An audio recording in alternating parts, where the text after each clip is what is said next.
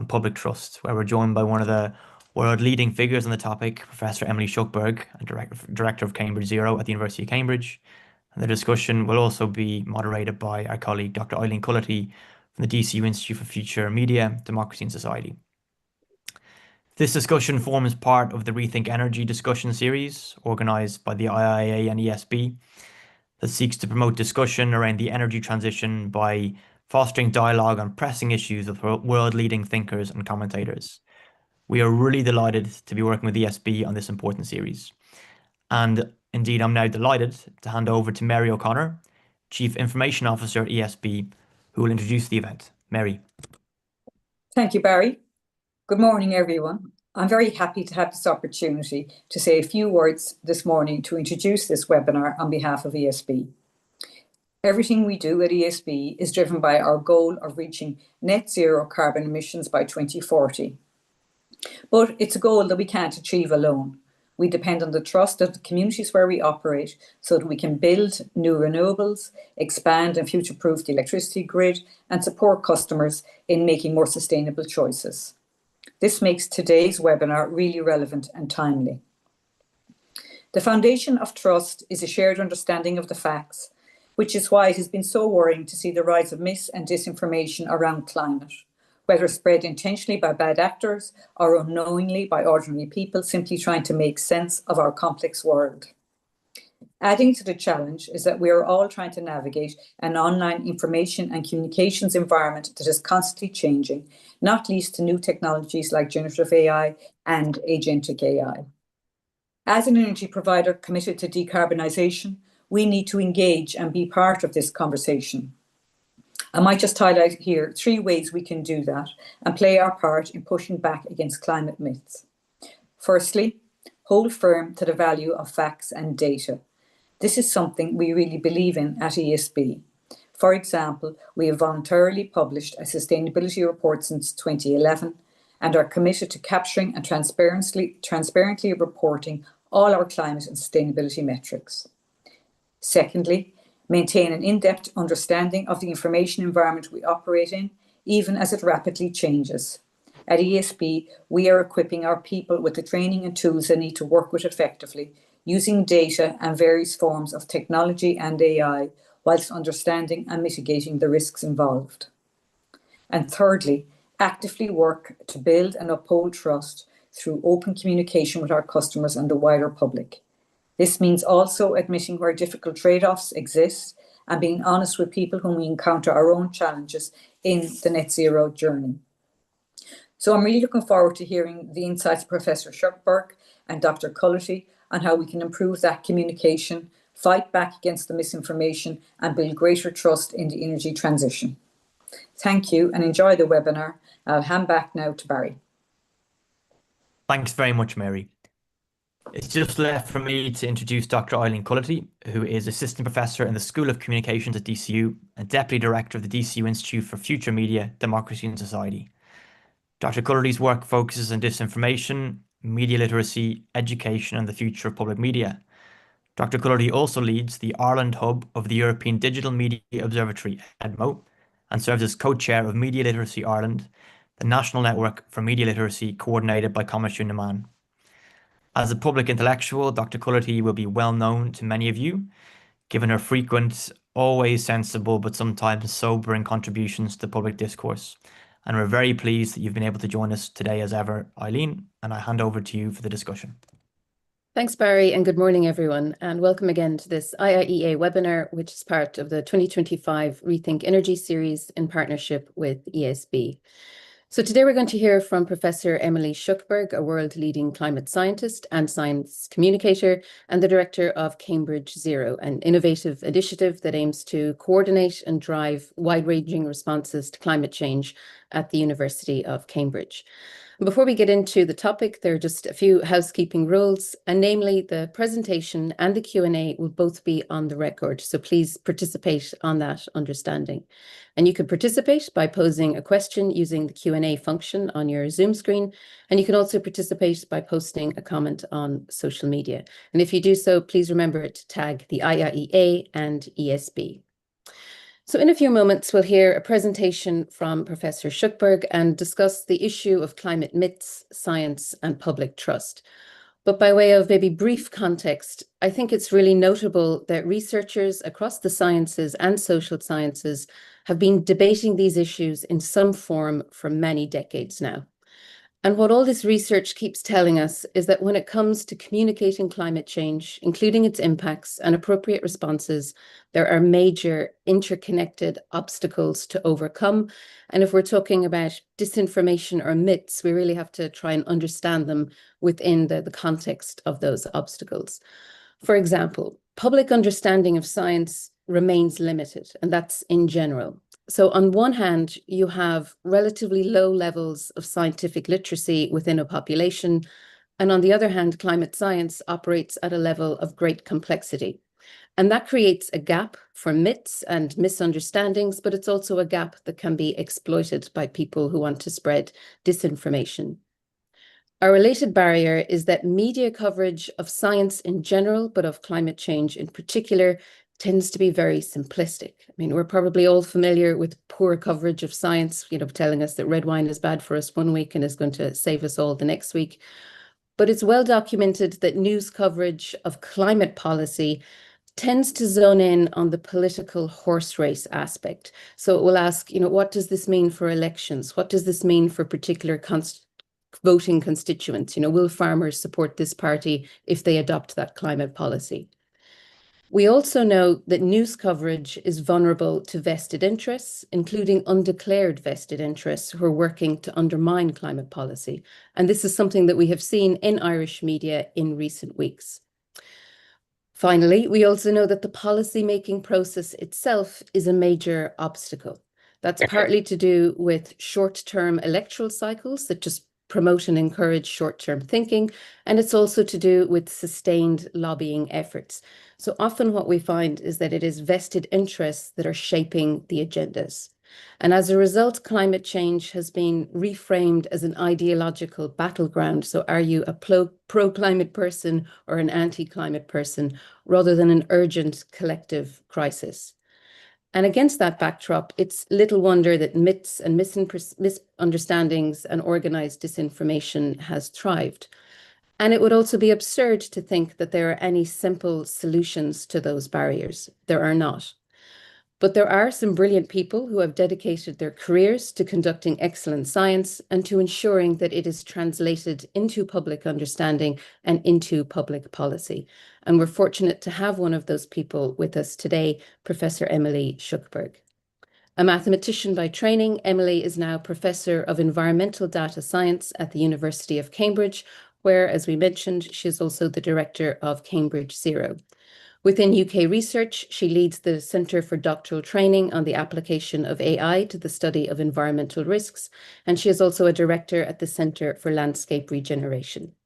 Before that, she worked for more than a decade at the British Antarctic Survey, and she remains a fellow there.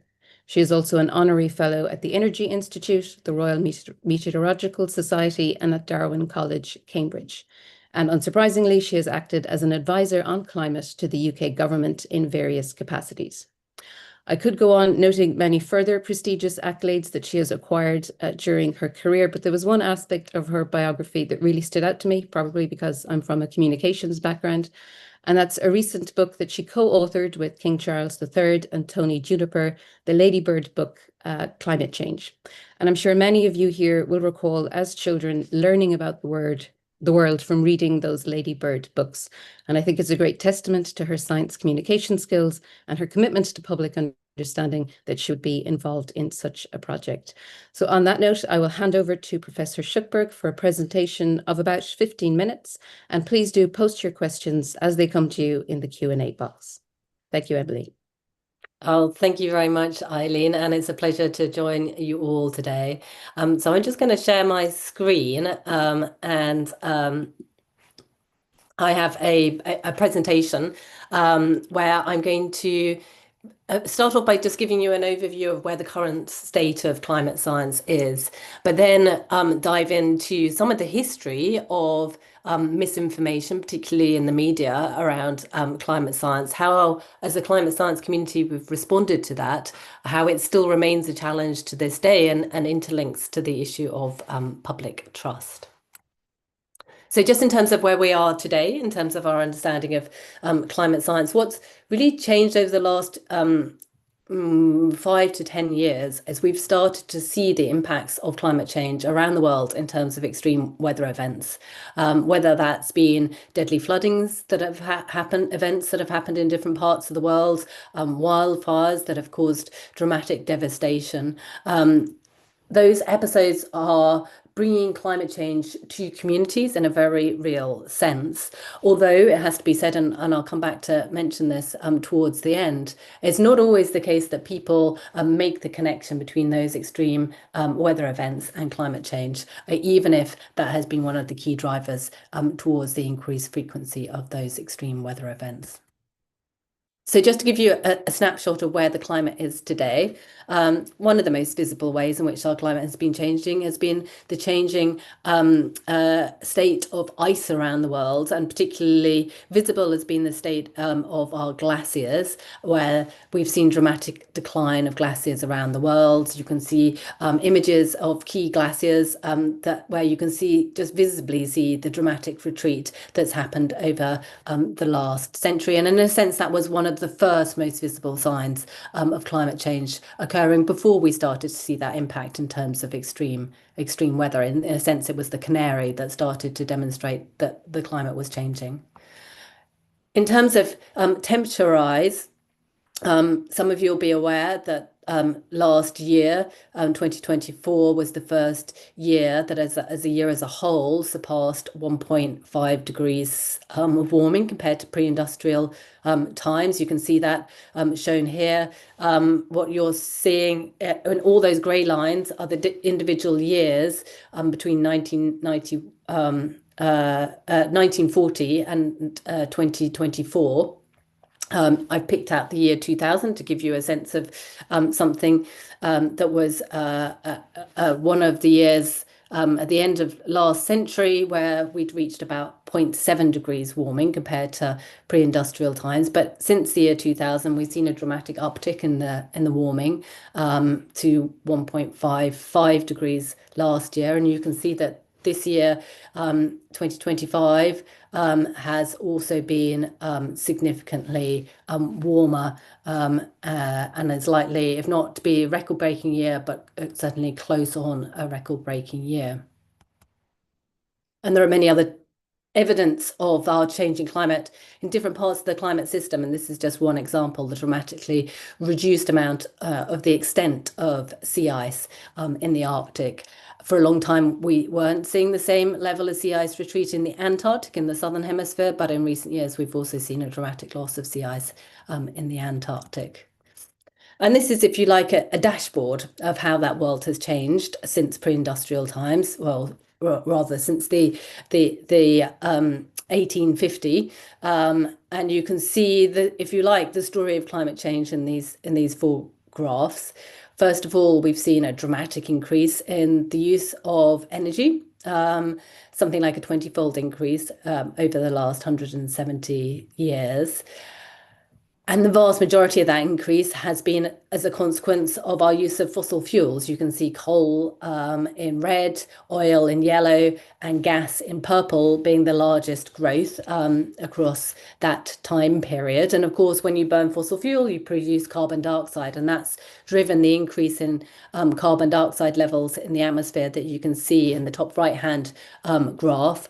Those levels of carbon dioxide concentrations in the atmosphere are at least the highest that we've seen in 2 million years, probably a lot longer than that. The same is true of other key greenhouse gases, such as methane, which are also at record levels compared to the historical past. And as a consequence of that increase in greenhouse gases, we've seen this increase in the temperature of the surface of the Earth. And I'm going to come back to talk a little bit about this temperature increase. So I want you just to look at that bottom temperature increase graph, which in broad terms over the last 50 or so years has seen a pretty steady increase. I think you'll agree, with some ups and downs, because you get some years that are warmer, some years that are colder. There are natural cycles that sit on top of the climate change signal there. And then the other example that I have here is of sea level rise, which has also been steadily increasing over this time period. Of course, one of the key things that we use as climate science to understand the future risk is computer simulations of future climate under different scenarios of greenhouse gas emissions. And those are reported in the Intergovernmental Panel on Climate Change, the IPCC reports, which come out every 5 or so years. This is the results for those two quantities I just showed you, surface temperature and sea level, out to the end of the century under different scenarios. The red scenarios are the higher greenhouse gas emission scenarios. The blue scenarios at the bottom are those that are more compliant with the Paris Agreement to keep temperatures well below 2 degrees of warming by the end of the century, and if possible below 1.5 degrees. I just highlight that even under those, if you like, best case scenarios of in terms of being compliant with the Paris Agreement, the long-term commitment to sea level rise is still quite significant.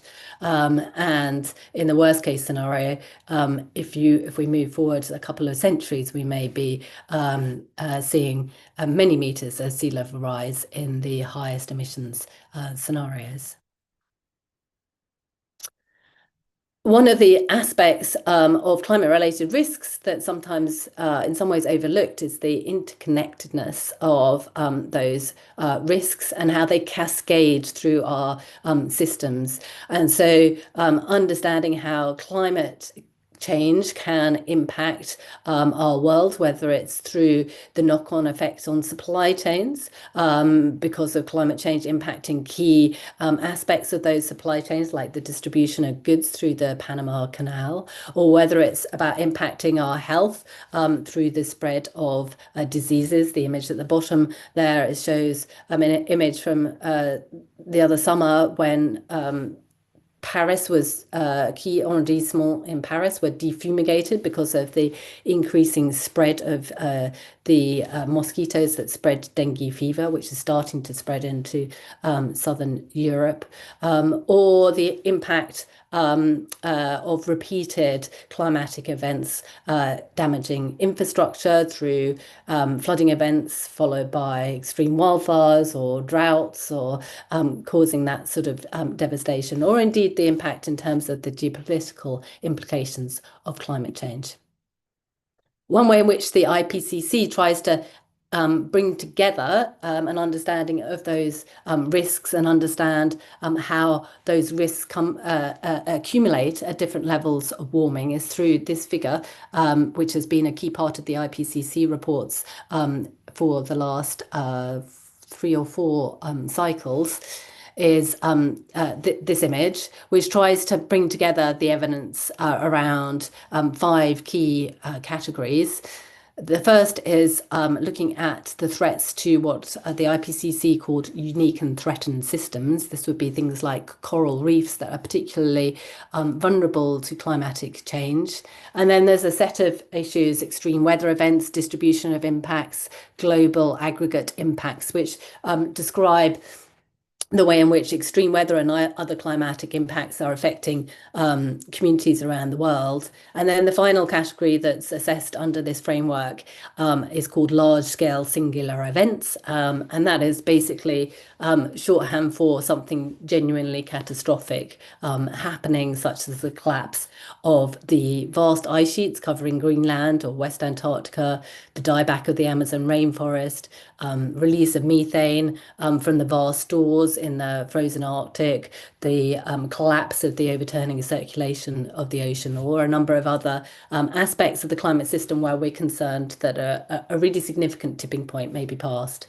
So this shows broadly the levels of risk that we are estimated to be at the current time, with high risk in terms of some of those unique systems and moderate to high risk in terms of other aspects. And then if we move forward to look at where at the end of the century it's estimated that current global actions and policies would take us, you can see that each of these categories move into either high or very high risk. So what does the science say we need to do to avoid those levels of risk? This graph shows in the black dots emissions of carbon dioxide globally since 1980 to the present day. You can see that steady increase with just a small dip down. You might be able to notice the COVID year. And then the green kind of trajectory broadly shows the trajectory that's necessary if we are to have a reasonable chance of keeping temperatures below 1.5 degrees of warming. And you can see there the reason why so many countries have been adopting a net zero target of around about the middle of the century. So where does public opinion sit in all of this, and where does misinformation sit in all of this? Well, back in 2009, there was a really concerted effort to, in many ways, I think, to disrupt what was then the Copenhagen Climate Conference. And some of you will remember the ClimateGate scandal. This was where climate scientists' emails were hacked and then released, and a particular spin was taken on those emails to suggest that somehow there had been a collusion amongst the scientific community to try to hide what was really happening in terms of climate science, and this was essentially an effort to discredit the climate science. It gained an awful lot of media traction at the time, and created a real crisis in some sense in the climate science community, because there was a real sense that there was a reduction in trust of climate scientists as a consequence of this. So there was a following in the aftermath of this, a real attempt by the climate science community to try to reach out to the public, engage the public more significantly, and to counter misinformation such as this in the media. Here are just some of the attempts that were made at the time. This was a sort of pre-social media age, in a sense, and so the focus at the time was on, or included engaging in blog posts, and these are just two of the websites that were set up in the aftermath of that ClimateGate incident. The first one, which was quite influential at the time, was Real Climate. This was an attempt of climate scientists to really explain to a wider public what the climate science was really saying. And this other website, Skeptical Science, I think it was interesting because if you look on the left-hand side of this Skeptical Science webpage, which is still live today, you'll see it lists 10 of the most quoted climate myths. And it really was the case, and still is the case, that there's really a small number of climate myths that continually get traction. And so countering those repeated climate myths has been a key focus of where the climate science community has been directing its efforts.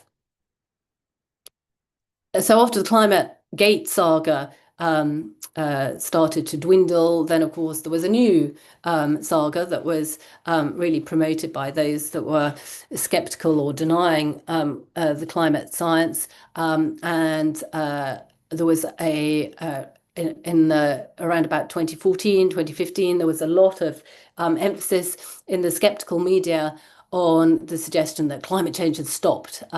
So you recall that I pointed out the graph of temperature rise over the last 50 years, which has been broadly increasing with some annual variation on top of it. Well, in amongst that, if you can find small periods of time where the temperature hasn't increased as much as in other periods, if you take a short time period, And that was what was focused on at this period.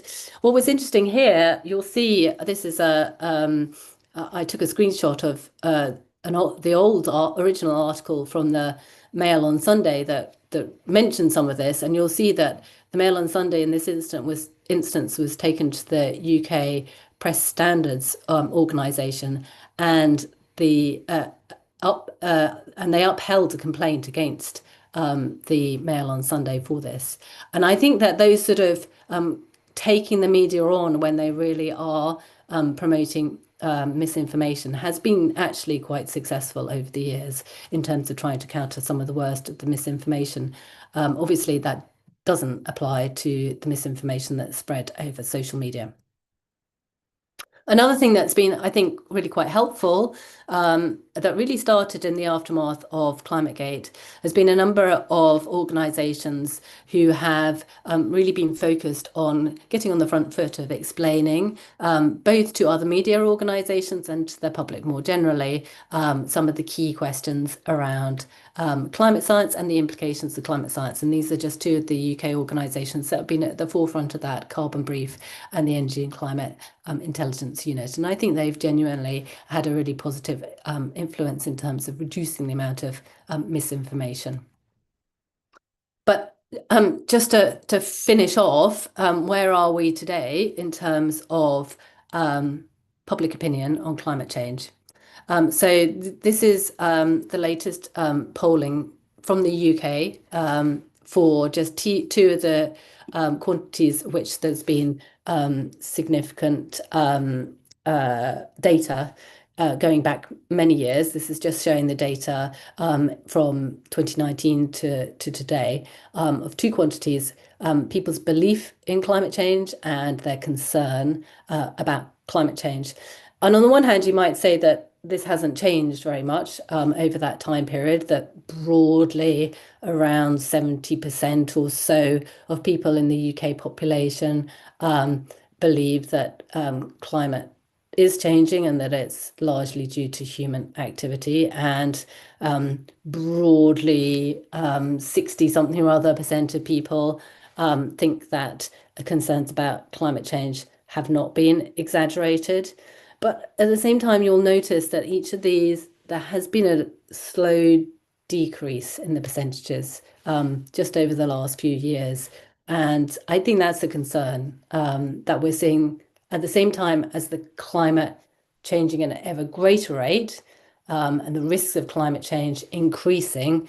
We are starting to see a decrease in the number of people in the UK who believe that climate change is occurring and that the risks are very real. And so I think there is an ongoing need to really counter the misinformation on the climate science, because unless we have accurate information, we can't make sensible decisions on this topic, which has such broad-ranging societal importance. So I will leave it there, and I really look forward to your questions. Thank you. Thank you so much, Emily. That was a really great, clear presentation, which we would expect from an expert science communicator.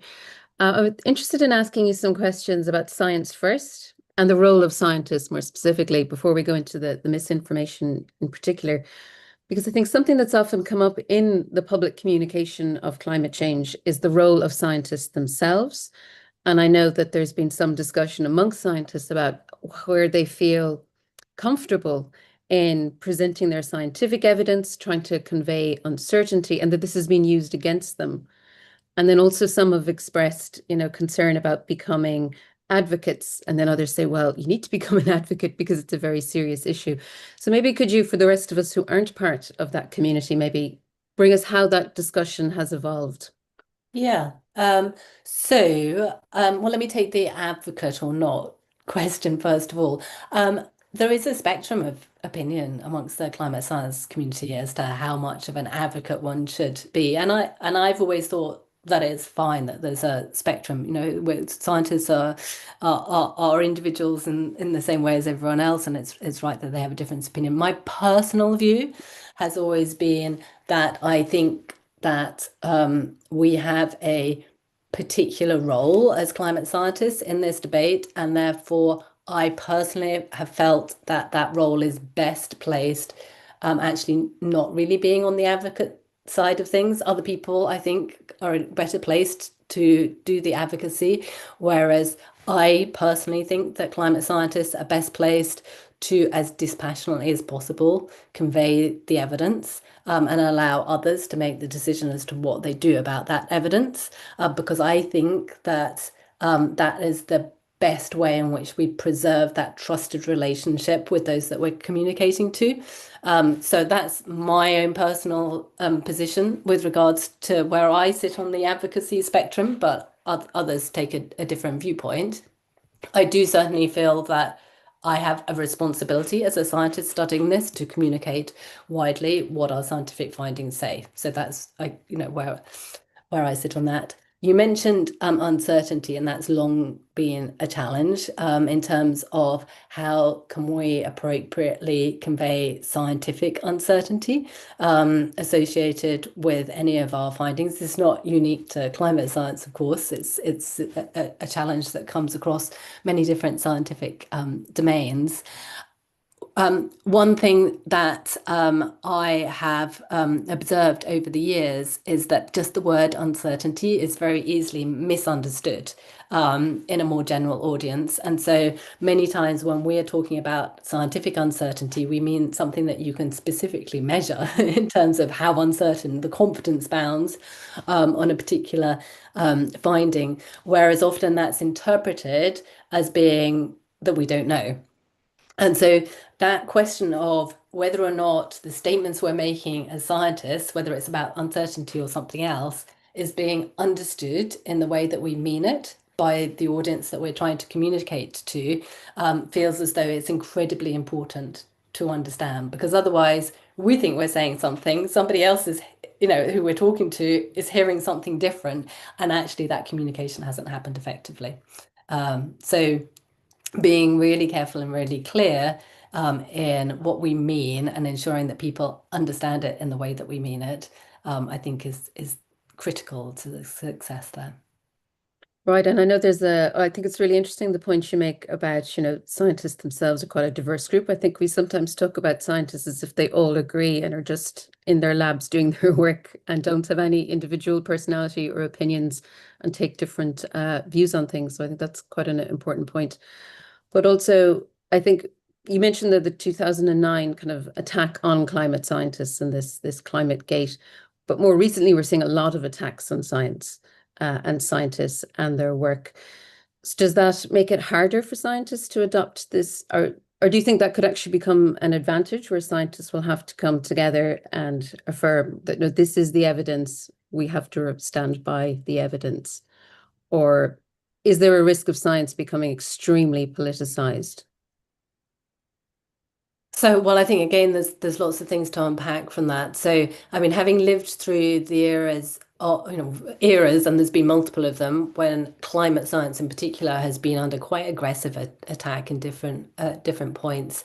Then, fundamentally, some of that has been deeply unpleasant, and some of the most prominent climate scientists were receiving death threats, were receiving really aggressive and nasty attacks, either via email or at times, people coming up to them in aggressive ways. So that was just unpleasant and really shouldn't, is not helpful in any context. On the other hand, where do we sit today in terms of as a scientific community coming together to really try to address misinformation? I think that, as I was alluding to at the end, it's a battle that's never finished. It's quite clear that because of some of the things that you were mentioning at the start, that fundamentally the implications of climate science are deeply entwined into the political reality. And I think as a consequence, it's one of those topics that is inevitably going to be a port of attack if you want to try to try to undermine the reasons for doing something whether it's associated with net zero policies or any other implications of climate-related policy, then an obvious place that you might try to attack is attack the underlying science that is the basis for those policies. So I think there's almost an inevitability. I don't think that a scientist's role is to advocate for a particular policy, but our role is absolutely to preserve the integrity of the science that underpins that decision making. So I think that our role is stronger now than ever, because of the importance of those, ensuring that those policies are rooted in firm evidence. And I think because trust is something you mentioned, and it's in the title of our talk, and it seems to me like there's an entire, I mean, you could spend your entire life attending webinars on some aspect of trust. Everyone's trying to build and increase trust in their sector, but it always seems like this very tricky subject to pin down. What exactly is it that we're worried about? And when it comes to science, do you see a difference between trust in scientific evidence, trust in scientists, trust in, say, academic institutions, or are they all part of the same thing for you? When you think about trust, what is it that you want people to trust and why? Yeah, it's a really good question. And as I said in my presentation, in the aftermath of the ClimateGate episode, there was really, really strong concern in the scientific community around, or particularly the climate science community, around this issue of trust in scientists. Because again, at the time, if we undertook any polling, then we would find that trust in climate science had plummeted. And so there were a lot of initiatives that were put in place to try and alleviate that. Strong emphasis on public engagement. I really genuinely think that probably one of the things that actually made the biggest difference, and I think the trust levels have slowly recovered actually. So whatever we did somehow make some sort of a difference. But I think probably some of the things where those examples that I gave of the websites, of the organizations that were focused on being almost the intermediaries between the science itself and particularly the media organizations or the social media world, I think that they have played a really critical role in helping to rebuild that trust, because in a sense, the climate science stands for itself. I mean, the climate data is the climate data. And the problem, in a way, wasn't anything to do with the information itself. It was to do with the way that that information was being transmitted. And so the fact that organizations were able to act in that space of the transmission to try to help support its accurate representation in the media has been really, really helpful, I think. Now, that's not to say that the public engagement activities aren't also really important, because that's the one way in which you can actually directly engage people in the research, and there's nothing better than people having some sense of being involved for them to really have a greater sense of trust in what's being undertaken. And then thinking specifically around the myths and the kind of maybe misunderstandings and disinformation, are there particular topics that have you kind of suggested that there were some things that have remained persistent throughout the years? What are those on? And also, is it, because as I do research on misinformation, and sometimes it seems to me, particularly in areas that are really important to public policy, you can have public misunderstanding of something, which we would prefer was there. But when you have journalists and policymakers who fundamentally misunderstand it, that's almost a much bigger problem. So I'm just wondering, are there myths that you find that just persist across those groups? So I would say that in the climate area, the key thing has been that there's one or two quite prominent climate skeptics who've actually, in some instances, been the most prominent throughout the whole course of the last 30 years, particularly in the US. And they tend to have the same topic areas that they're continually promoting. that have been debunked many, many, many times in the past, but that doesn't stop them continuing to promote them. My sense is that actually in the UK and Europe, many of those climate science myths are much less in circulation now than they were even 10 years ago. But they're alive and well in the US. And over the summer, President Trump put out an essentially alternative climate change report that included in its authorship a number of those very prominent scientists who've long been questioning the climate science. So I don't, from a climate science community, I think we have to just continue to point out the weaknesses in those alternative viewpoints and point out the wealth of data and evidence that supports the mainstream climate science arguments. I'm not sure there's much more that we can do as a community, unfortunately. And I know you're involved in the landscape regeneration project, and the previous time you spoke at the IIEA, one of the questions that came up was around farmers and land users, which often is quite antagonistic towards climate policy. But I'm just wondering, from maybe your experience in that, is to what it seems to me sometimes when we talk about countering misinformation, there's this idea that if we just give people more facts, but often I don't think it's the facts that bother them. It's all those other aspects of their livelihood and their vision of the future. And I'm just wondering if you could maybe speak a bit about that maybe facts only get us. We should still obviously have the facts and the evidence, but not be misguided in what they're going to achieve. Yeah, absolutely. I think that's really, really important. So when we're talking about public understanding of science, then obviously that's important, and it's important to have the facts and evidence in order to make decisions, but it's very, very clear that any decisions are going to be based on an awful lot more things than our understanding of the science itself.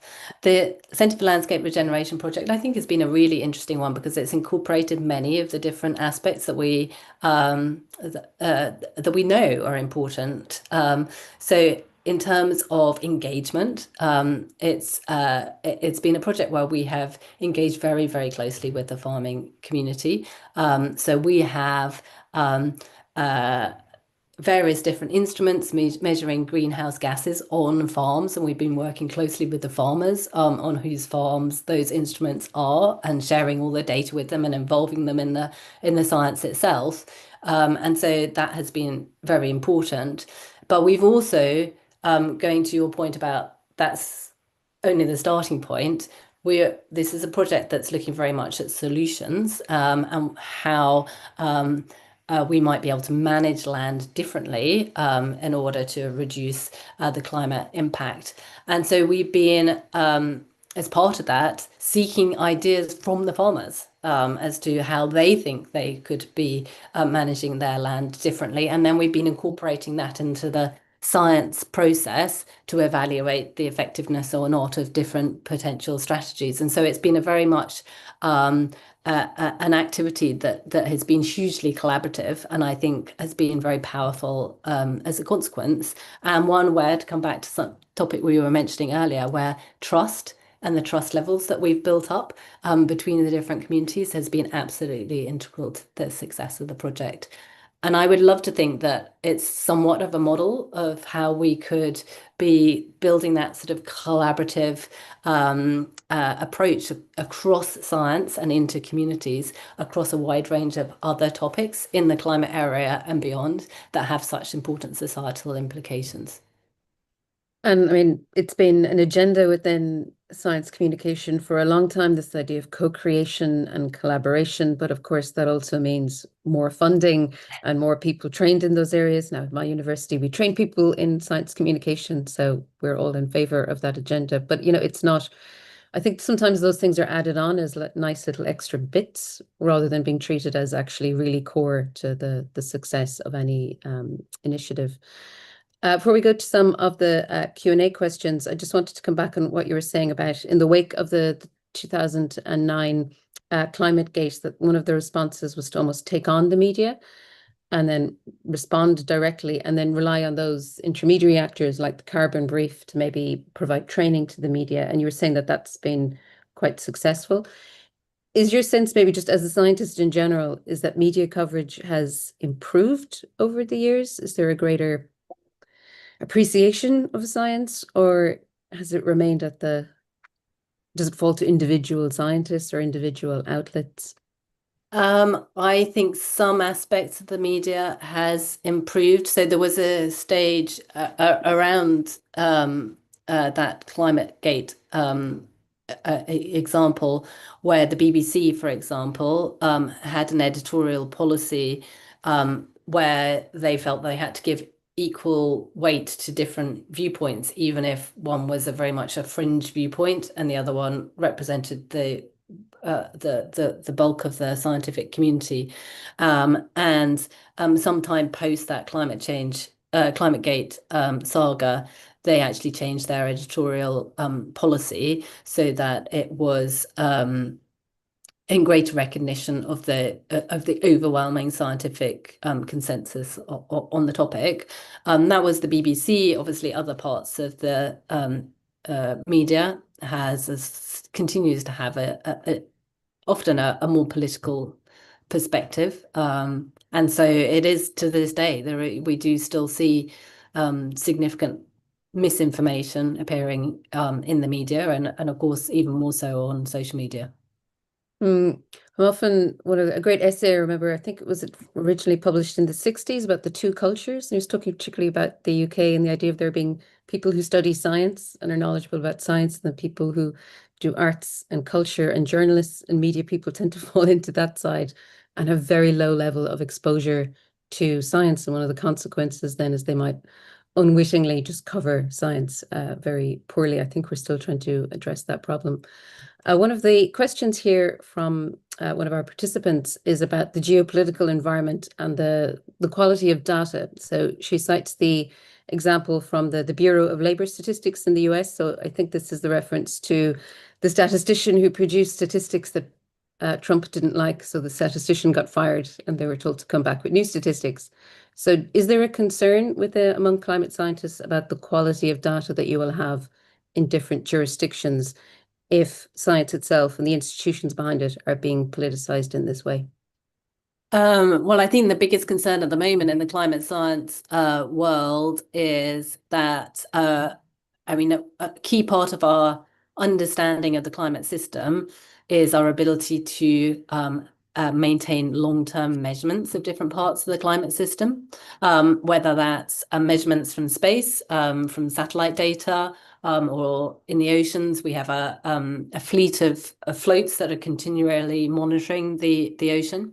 And one of the very real concerns at the moment is some of those long-term monitoring programs, where they've been funded historically by the US, are under threat.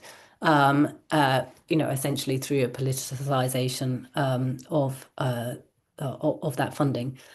So that is something that's a very real concern at the moment in the climate science community. Yeah. And another question here, I think that is a very interesting one, is about the rise of so-called climate despair, where people just feel completely overwhelmed by climate change and by the lack of action on it. Is this something that you've come across in your work, or is it something that factors into climate communication? So, obviously that is something I've come across in my work. One thing that, so you mentioned at the start that I lead Cambridge Zero in the University of Cambridge, and that does span everything the university does around climate change, and that includes all the work that we do on the solutions side of climate change, whether that's associated with renewable energy technologies or alternative modes of transport that are cleaner, or whether it's looking at nature-based solutions or alternative business models, or etc. And so my approach to eco-despair is to point out all the opportunities for innovation that exist in the climate-related area. And to me, that's a very positive way of approaching what's otherwise a really quite despairing challenge. And another question here is coming back to what we touched on earlier about, say, the false balance of having alternative views. And do you think that if you were to, say, appear on a panel with a climate denier or a climate skeptic, that by just participating in that panel, you would be legitimizing alternative views? I think this is a topic lots of people are trying to negotiate. Yeah. So and that what I mean, as I say, going back to the ClimateGate era, that was a really significant question that we would frequently wrestle with. Exactly that. On the one hand, you want to engage, and you want to counter viewpoints, but then there was this exactly the concern that you raise about, does that just legitimize? I mean, I think it's a complicated question, but I do think going back to that example of the BBC, where as a public broadcaster, they have a duty to be able to be fairly representing the breadth of views, but that didn't necessarily mean inevitably having an equal weight given to a fringe view versus a mainstream view. I feel that that's probably the most straightforward way of addressing this issue that the questioner raises. And sticking with the media, there's another question here about maybe mandatory climate change programming or coverage, particularly on public broadcasters, since they are publicly funded. Something I've been thinking about recently is that many of us grew up with public information ads and films reminding us, about dangers and things. And have you any thoughts on whether we should, I mean, making something mandatory automatically makes people go, this is state-sponsored propaganda, but this idea of just public information campaigns is something that we used to do and we've just moved away from. So I wonder, I mean, going back to the topic we were talking about a moment ago about whether or not just telling people more about a topic means that they change their thoughts and behaviors, or whether actually it's much more complicated than that. And if you're wanting to influence people, the way people's choices, then there's many more things than telling them about the science that go into that. I suspect that is important to consider if you're thinking about some sort of public information approach. And I suspect that, and certainly the evidence I think shows that something that's much more engaging, the sort of thing that I was talking about in terms of the collaboration we have with our farming community, about engaging with communities around solutions, and in that process feeding scientific information into the decision making, but doing it very much as part of that more collaborative process, I think is probably likely to be more effective. And coming back to this question of different roles, another participant has asked about, if trust is really important and trust is relational, then who is the best person to communicate with different segments of the public? Is it scientists? Is it science communication experts? Or is it these kind of intermediaries or knowledge brokers that you were mentioning earlier? But I think it's all of the above, isn't it?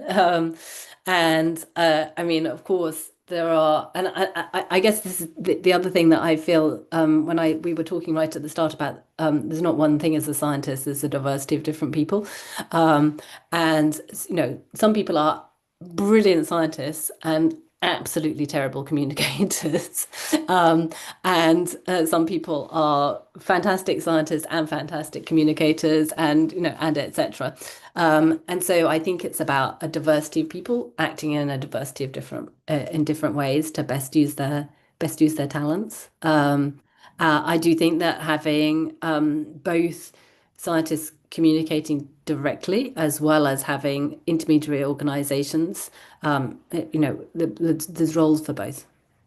Yeah, I think that's a really important point. Not everyone's going to be a Jane Goodall, and have this amazing public persona and able to navigate all of that. And we shouldn't expect them to be able to do, they're experts in their own area.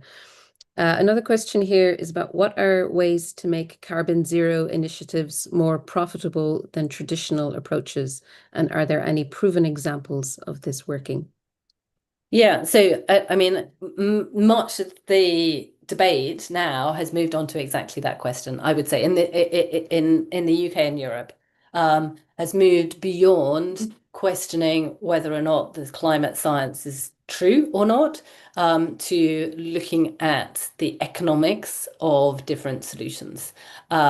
Now, that's also a place where a lot of the disinformation has then started to enter in the UK and Europe. As I say, the US is still in a different place where a lot of the science is still criticised. But in the UK and Europe, I think that is where things are predominantly targeted.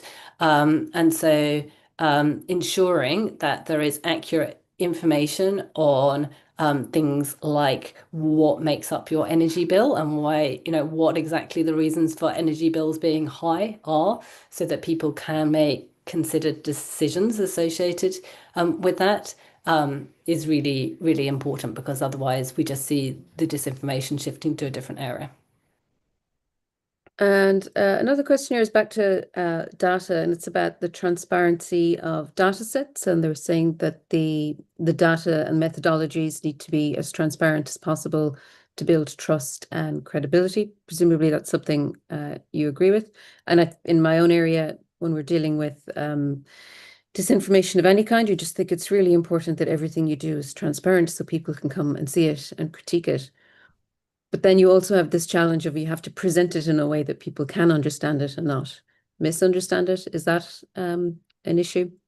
Yeah, so I think that openness and transparency has been something that's really improved significantly over the last maybe 2 decades in the science world, and that can only be a good thing. So it is now the case, pretty much, if you publish a paper, you have to publish the data set, and if it involves computer code, you publish the computer code behind the work that you've been undertaking, and that is obviously just an essential part of the scientific process, is that scientific studies are replicable. That you can only understand if they're replicable if you make the underlying data and an approach publicly available. So I think that the moves that have made that the default and standard are really, really important within the science community, but also important for that wider building of trust.